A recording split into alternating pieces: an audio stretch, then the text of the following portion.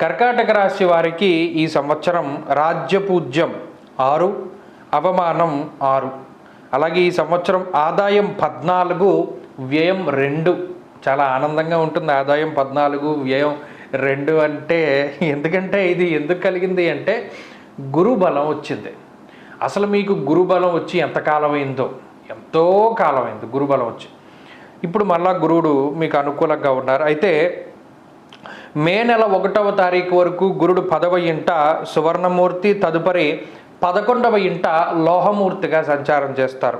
శనేశ్వరుడు ఈ సంవత్సరం మొత్తం 8వ ఇంట అష్టమ శనిగా లోహమూర్తిగా ఆయన సంచారం చేస్తారు. రాహుకేతువులు ఈ సంవత్సరం మొత్తం 9, 3వ ఇంట లోహమూర్తులుగా సంచారం చేస్తూ ఉంటారు.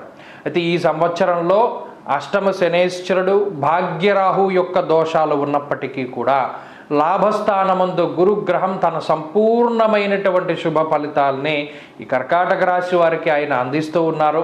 అందువల్ల ఈ లాభస్థానమందు గురుడే ఈ సంవత్సరంలో అత్యంత శుభదాయకమైనటువంటి గ్రహంగా చెప్పవచ్చు. ఎందుకంటే గత సంవత్సరం అసలు 3 గ్రహాలు ప్రతికూలంగా ఉన్నాయి, దీర్ఘ సంచార గ్రహాలు. మరి ఈ సంవత్సరం గురుడు అనుకూలంగా ఉన్నారు కాబట్టి ఇది చాలా విశేషమైనటువంటి శుభము.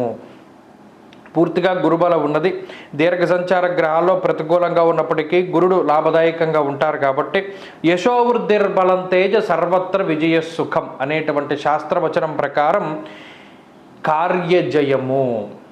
చాలా కాలం తర్వాత ఏ పని ప్రారంభించినా ఆ కార్యం సఫలీకృతమయ్యేటువంటి పరిస్థితులు ఈ రాశి వారిలో కనబడుతూ ఉన్నాయి. అలాగే అష్టమ శనేశ్వరుడు కూడా ఏం చేస్తారంటే ఇక్కడ 2 కాంట్రవర్షియల్ గ్రహాలు. గురుడు లాభస్థానంలో ఏ పనినైనా చేయగలిగేటువంటి శక్తిని ఇస్తే, అష్టమంలో శనేశ్వరుడు నానా కార్య విరోధస్య, ఏ పనిని ఎలా చెడగొట్టేయాలి అనేటువంటి వాటి మీద ఆయన పూర్తిగా ఫలితాన్ని ఇస్తూ ఉంటారు. 2 కాంట్రవర్షియల్ గ్రహాలు. ఒకటి పూర్తి పని అయ్యేలా చూస్తే ఇంకొక ఆయన పూర్తిగా పని అవ్వకుండా చేస్తారు. మరి ఆ రెండిట్లో డామినేటివ్ ప్లానెట్ గురుడే అయి ఉన్నారు కాబట్టి ఆయన వల్లే మీకు శుభ ఫలితాలు రావాలి. ఇక ఆటంకాలు పూర్తిగా ఆగిపోవడం లాంటి వాటికి కారకులు. అయితే ఈ సంవత్సరం ఈ గురుగ్రహం వల్ల ఈ ప్రతిబంధకమైనటువంటి దోషాలన్నిటి నుండి కూడా ఈ రాశి వారు బయటపడతారు. మరీ ముఖ్యంగా గతంలో వాయిదా పడ్డటువంటి ప్రయాణాలు కానీ, నిర్మాణాలు కానీ, ఉద్యోగ ప్రయత్నాలు కానీ, వివాహ ప్రయత్నాలు కానీ, సంతాన ప్రయత్నాలు కానీ, మరి ఏ ఇతరత్ర ప్రయత్నాలు అయినా సరే గతంలో వాయిదా పడినటువంటి వాటిని తిరిగి ఈ సంవత్సరం ప్రారంభించి పూర్తి చేస్తారు కూడా. నష్టపోయినటువంటి ధనము లేదా ద్రవ్యము వీటన్నిటినీ కూడా తిరిగి సంపాదించుకునేటువంటి శక్తిని ఈ గ్రహస్థితి ఇస్తుంది. అలాగే ఇష్టమున్నటువంటి నచ్చినటువంటి వ్యక్తిని వివాహం చేసుకునేటువంటి స్థితికి ఈ గ్రహస్థితి కారణమవుతుంది. ప్రత్యేకించి ఉద్యోగాన్ని అభివృద్ధి చెందిస్తుంది ఈ గ్రహస్థితి. మరీ ముఖ్యంగా వస్త్ర వ్యాపారస్తులు, బంగారం వ్యాపారస్తులు, అలాగే ఈ ప్రభుత్వ పరంగా పనిచేసేటువంటి కాంట్రాక్ట్ ఉద్యోగులు వీళ్ళందరికీ పర్మనెంట్ అవ్వడం, అలాగే పూజా స్టోర్స్ పెట్టుకున్నటువంటి వారు, కళాకారులు, కవులు, ప్రవచనకర్తలు, అలాగే పురోహితం చేసుకునేటువంటి వారు, మాటలు పాటలు రాసేటువంటి వారు, గాయని గాయకులు, ప్లేబ్యాక్ సింగర్స్ వీళ్ళందరూ కూడా ఈ సంవత్సరంలో చాలా అద్భుతమైనటువంటి ఫలితాలు ఈ కర్కాటక రాశి వారు వీరందరూ కూడా అనుభవించడానికి అవకాశం ఉన్నది. మరీ ముఖ్యంగా ఎవరైతే వ్యవసాయదారులు ఉన్నారో, కష్టం చేసుకుని జీవనాన్ని సాగిస్తున్నటువంటి వారు ఉన్నారు, కూలి పని చేసుకుని లేదా రిక్షా తొక్కి, ఆటో నడిపి, ట్రాక్టర్ నడిపి, లేదా ఏదైనా ఓలా, ఊబర్ ఇటువంటి వాటిని నడుపుతూ, అలాగే వాహనాలకి సంబంధించినటువంటి కంపెనీల్లో పనిచేస్తూ ఉన్నటువంటి వారు, సాఫ్ట్వేర్ ఇంజనీర్లో ఉన్నటువంటి సాఫ్ట్వేర్ రంగంలో ఉన్నటువంటి వారు వీరందరూ కూడా ఈ సంవత్సరంలో లాభదాయకంగా చక్కగా నూతన గృహాలని కట్టుకునేటువంటి సంకల్పం కూడా జరుగుతూ ఉంటుంది. వాళ్ళ పిల్లలు, వాళ్ళ కుటుంబాల అభివృద్ధిలో ఉండడాన్ని చూడవచ్చును.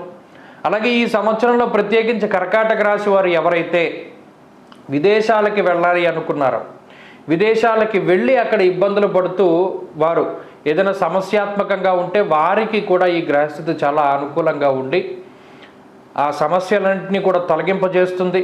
విదేశాల్లో స్థిర నివాసము, విదేశాల్లో విద్య, ఉద్యోగము ఇటువంటివన్నీ కూడా చక్కగా లభించి, లేదా ఏదైనా వైద్యం కోసం విదేశాలు వెళ్తే అది సక్రమంగా పూర్తయి మరలా తిరిగి ఇంటికి రావడం లాంటివన్నీ కూడా ఈ రాశి వారిలో కనబడుతూ ఉన్నాయి. ఇది శుభంగా ఉంటుంది ఈ గ్రహస్థితి. మరీ ముఖ్యంగా శుభ కార్యక్రమాలు జరగడం, సత్సంతాన సౌభాగ్యం పొందడం, ఇవన్నీ కూడా కర్కాటక రాశి వారు పొందడానికి అవకాశం ఉంటుంది. అష్టమ శనేశ్వరుడు ఉన్నారు. నానా కార్య విరోధస్య వ్యాధిపీడ ధనక్షయం. ఈయన మిమ్మల్ని ఇబ్బంది పెట్టినా కూడా గత సంవత్సరంలో ఆ ఇబ్బందులన్నీ కూడా మీరు పడ్డారు కాబట్టి, ఈ సంవత్సరంలో గురుబలం ఉన్నది కాబట్టి శనిచ్చేటువంటి ఫలితాలు తగ్గుముఖం పడతాయి. గతంలో మీపై వచ్చినటువంటి నీలాపనందరూ తొలగించుకోగలుగుతారు. ఎక్కడైతే ఓటమి వల్ల మీరు తలదించుకున్నారో తిరిగి అదే స్థానాన్ని విజయాన్ని సాధించి అందరి మన్ననల్ని కూడా పొందుతారు.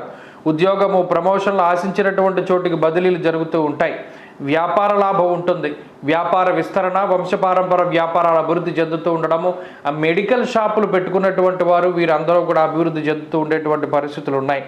కొత్తగా వ్యాపారాలు ప్రారంభించి అభివృద్ధిలో నడపడం, వ్యాపార విస్తరణ, ఇవన్నీ కూడా ఈ రాశి వారికి కనబడుతూ ఉన్నాయి. దైవ దర్శనాలు, పుణ్యనదీ స్నానాలు, ధార్మిక కార్యక్రమాల్లో పాల్గొంటారు. అయితే భాగ్యస్థానముందు రాహువు యొక్క సంచారము, మరీ ముఖ్యంగా 9వ స్థానము అంటే అది పితృస్థానము. అది భాగ్యము అనగా పూర్వపుణ్యానికి సంబంధించిన స్థానం. అందులో పాపగ్రహం ఉండడం వల్ల కొన్ని సందర్భాల్లో కొన్ని తప్పులు కావాలని తెలిసి చేస్తారు. దైవ నిందన, దైవ దూషణ, అలాగే పెద్దవాళ్ళని తిడుతూ ఉండడం, గురు దూషణ ఇత్యాది కార్యక్రమాలు చేస్తారు. కొన్ని సందర్భాల్లో ఈ రాశి వారికి ఇది తప్పు అని తెలిసినా కూడా ఆ పనులను చేస్తూ ఉంటారు. ఒకరిని మోసం చేయవలసి వచ్చినా, అబద్ధం ఆడవలసి వచ్చినా చక్కగా నిరాటంకంగా ఆ పనులని చేస్తూ ఉంటారు. ఈ గ్రహస్థితే ఆ విధమైనటువంటి పరిస్థితుల్ని కలగజేస్తుంది. కాబట్టి ఈ సంవత్సరం చక్కగా అన్ని రకాలుగాను అనుకూలంగా ఉన్నది. స్థిరచరాస్తులను కొనుగోలు చేయడం, బంగారాన్ని కొనుగోలు చేయడం, శుభ కార్యక్రమాలు చేయడం, అలాగే మంచి పిత్రార్జితాన్ని కూడా పొందడం, ఇవన్నీ కూడా మంచిగా ఉన్నాయి. మొత్తం మీద గత సంవత్సరంతో పోల్చుకుంటే మెరుగైన ఫలితాలు, పుత్రమిత్ర కళత్ర సౌఖ్యం వల్ల శుభంగా నడుస్తాయి.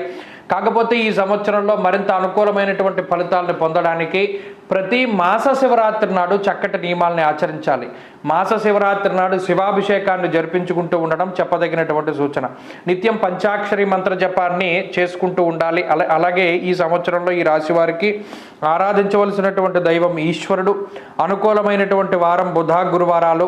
అదృష్టరత్నం పుష్యరాగం, అదృష్టవర్ణం పసుపు, అదృష్ట సంఖ్య 6. స్వస్తి.